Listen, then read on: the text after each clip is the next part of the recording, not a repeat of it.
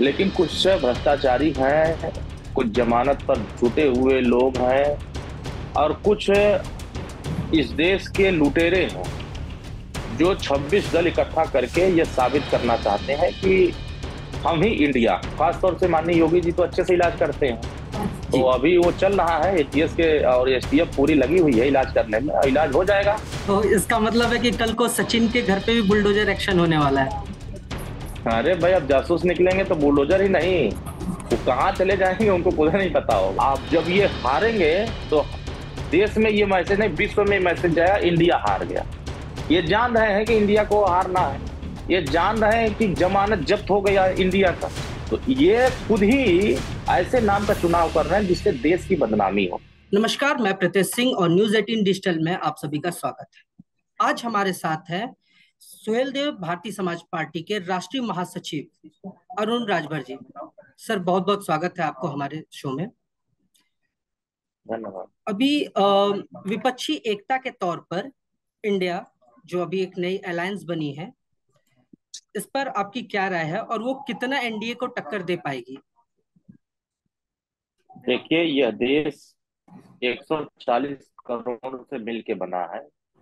इस देश में स्वतंत्रता सेनानी हो, चाहे हमारे सैनिक साथी हो, चाहे हमारे जितने भी क्रांतिकारी राजनेता रहे हों, इस देश को आजादी दिलाने में उस तिरंगे के लिए बहुत कुर्बानी दिया। लेकिन कुछ भ्रष्टाचारी हैं, कुछ जमानत पर छूटे हुए लोग हैं, और कुछ इस देश के लुटेरे हैं जो 26 दल इकट्ठा करके ये साबित करना चाहते हैं कि हम ही इंडिया।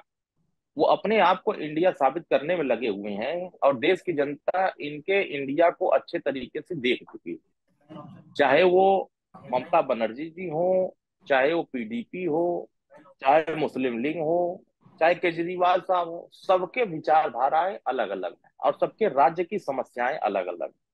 जब पटना में बैठक हुई तो इन लोगों ने योजना बनाया कि आ, हम इस देश में मोदी जी को हटाएंगे, और हटाने के लिए जब लीडर चुनने का समय आया कि हमारा नेतृत्व कौन करेगा, तो वहां नेतृत्व करता ही गायब हुआ। देखेंगे, दूसरे नंबर की कांग्रेस पार्टी है, वहां कांग्रेस पंजाब में कैसे सामंजस्य बनाएगी, सीट का बंटवारा कैसे करेगी। तो इसमें देखिए, बिना दूल्हे की बारात ये चल रही है। और जी। अभी जैसे कि एसबीएसपी एनडीए में जुड़ने का हो रहा है और 38 दल के लिए भी अभी एक मीम बना के इंडियन नेशनल कांग्रेस ने पेजेस पे डाले थे। तो काफी लोग वहां पे तर्क ये दे रहे थे कि इसके पीछे बीजेपी ने या फिर कहें एनडीए ने ईडी और किसी चीज का डर दिखा के सुभाषपा को अपने दल में शामिल किया। इस पर आप क्या कहना चाहेंगे? देखिए, हम ईडी और सीबीआई आईटी से नहीं डरते हैं। हम सभी लोग जो समाज के गरीब हैं, कमजोर हैं, पिछड़े हैं, दलित, आदिवासी हैं, बस जितने भी उपेक्षित शोषित वर्ग हैं, हम उनको न्याय दिलाने के लिए, सामाजिक न्याय के साथ विकास की रफ्तार को बढ़ाने के लिए हम लोग काम कर रहे हैं। जिन लोगों को ये लग रहा है कि अब तो हमारे साथ पिछड़ा नहीं आएगा, दलित नहीं आएगा, अल्पसंख्यक नहीं आएगा, गरीब नहीं खड़ा होगा, वो लोग एक झुंड बना रहे हैं। वो झुंड बना करके हमसे मुकाबला करना चाहते हैं कि हम फुल लेके पहुंच जाते हैं।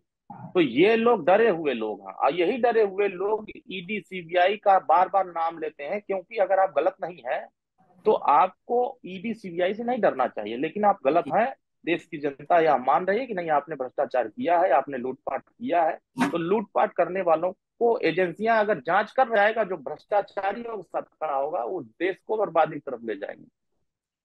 अभी इंडिया जो नेम रखा गया है विपक्ष के द्वारा, क्या आपको लगता है ये एनडीए को डेंट कर पाएगा? क्योंकि हर जगह मोदी जी जाते हैं, इंडिया का नाम लेते हैं, या फिर हर कोई जो देश में बात करता है वो इंडिया का नाम लेता है।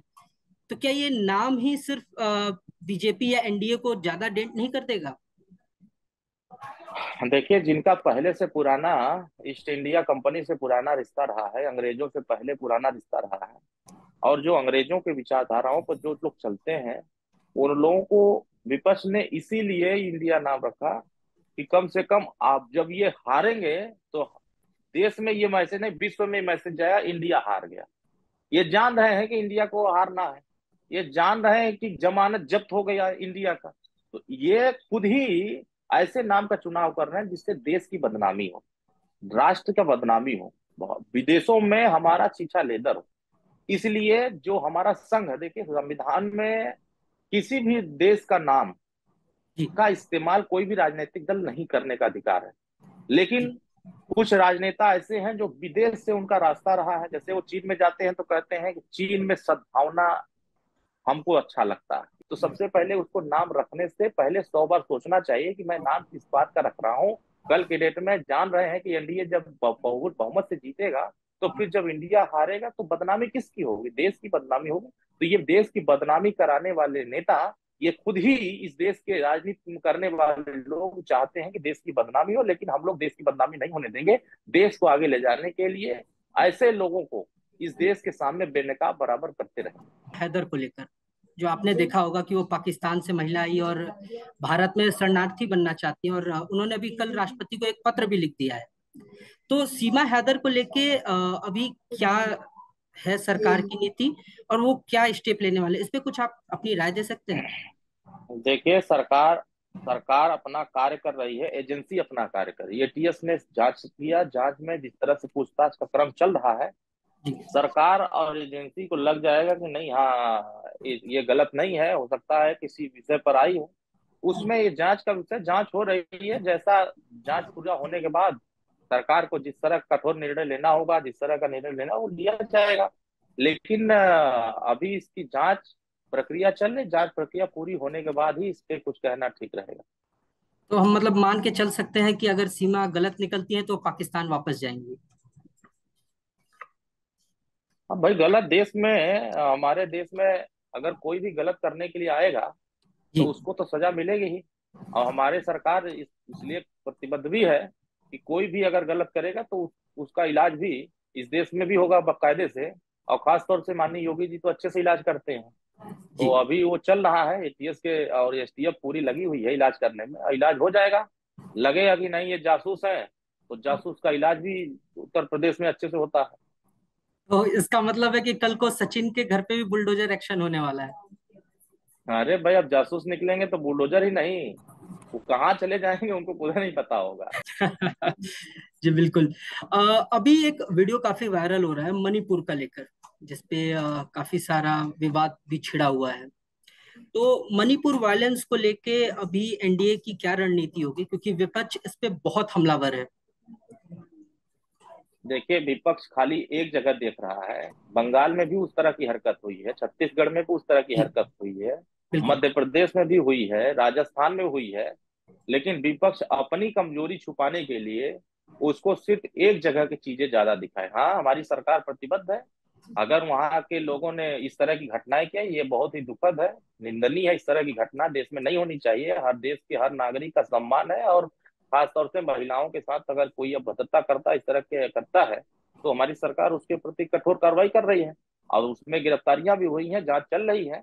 और जो भी लोग इस तरह के कटघरे में खड़े होंगे, ऐसे लोगों पर कठोर कार्रवाई करने के लिए सरकार प्रतिबद्ध है। आने वाले समय में इतिहास बनेगा कि जिन लोगों ने इस तरह की हरकत किया है, आने वाले समय में दोबारा कोई उस तरह का हरकत करने की हिम्मत नहीं जुटाएगा।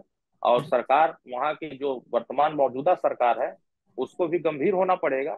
लंबे समय से घटनाएं वहां हो रही हैं, जाति हिंसा हो रही है, तो जिन मुद्दों को लेकर जाति हिंसा हो रही है, उन मुद्दों पर अपना बैठ करके आपसी सहमति बना करके उस पर आगे कार्रवाई करनी चाहिए। लेकिन अब माननीय प्रधानमंत्री जी ने स्वतः किया है कि कोई भी बचेगा नहीं, किसी के साथ अन्याय होने नहीं दिया जाए, न्याय सबके साथ होगा। तो अभी 2024 इलेक्शन को लेकर काफी चल रहा है, जिस पर विपक्ष कहता है कि बीजेपी जिसके साथ भी छोटी दल के साथ गठबंधन करती है उसे खत्म कर देती है धीरे धीरे। तो क्या लगता है आपको, विपक्ष की इस बात पे कितनी सच्चाई है? देखिए, विपक्ष खुद खत्म हो चुका है। विपक्ष के पास कोई बचा नहीं है। तो जिसका जनाधार खत्म हो चुका है, तो वो खाली दूसरे के ऊपर उंगली उठाएंगे। हम तो कह रहे हैं कि पूरे देश की जनता या प्रदेश की जनता छोटे से ही बड़ी बनाती है, जनता ही जी वोट देती है। तो जो लोग भी आज सबको छोटा आंक रहे हैं, उनके सामने आने वाले समय में बड़े होंगे। जी लेकिन उन लोगों को यही बात समझ में नहीं आ रही है कि कोई भी अति पिछड़ा कभी नेता न बने, कोई भी दलित नेता न पैदा हो, कोई भी मुसलमान लीडर ना बने, कोई आदिवासी लीडर ना बने। तो जो लोग अपना जागीर समझते हैं कि नहीं, हाँ ये हमारे हैं, हमारे ही रहेंगे, तो ये जीवन में, ये राजनीति में परिवर्तन होता रहता है। राजनीति में सभी लोग अपने अपने हिसाब से समाज को जगाते रहते हैं। तो जी। जिन लोगों को ये लग रहा है कि छोटे लोग छोटे ही बड़ा धमाल करते हैं, अगर हम लोग 2022 में श्री अखिलेश यादव जी के साथ नहीं रहते तो पूर्वांचल में गाजीपुर, बलिया, आजमगढ़, अम्बेडकर नगर, बस्ती, तमाम मऊ, ये सब जिलों में आप उठाकर देखेंगे खाता नहीं खुला है भाजपा का। तो कहीं ना कहीं छोटे दलों में ये आधार जनाधार लोगों के समर्थन रहा है, इसलिए ताकत रही है। तो आने वाले समयों में जिनको लग रहा है मेरा जनाधार अब नहीं बचा है, तो बस इसी तरह से बोल करके अपने जीवन को चला रहे हैं, अपनी पार्टी को जिंदा करके रखना चाहते हैं। अब धीरे धीरे वो समाप्त की तरफ चले जाएंगे। अब आने वाले दलों में, दिनों में छोटे दल ही बड़े दल बन के रहेंगे। तो अरुण जी, अभी आपने देखा होगा कि काफी सारे विवाद चल रही है सीटों को बंटवारे को लेकर। तो क्या ये उत्तर प्रदेश में जो होने वाले उपचुनाव हैं, जो इस साल होंगे कुछ, तो क्या इस पे सुभाषपा को कुछ सीटें मिलने वाली है? एनडीए देगी? अब उपचुनाव होगा तो लड़ा ही जाएगा। अगर उपचुनाव होगा, सीटों को लेकर के फैसला होगा, तो ये तो पार्टी का जिम्मेदार पर्सन तय करेंगे, जी फिर नेतृत्व एनडीए के तय करेंगे कि किसको लड़ाना है, किसको नहीं लड़ाना है। जी जी। बहुत बहुत शुभकामनाएं आपके लोकसभा इलेक्शन के लिए, और फिर जल्द मिलते हैं सब। धन्यवाद, बहुत बहुत धन्यवाद।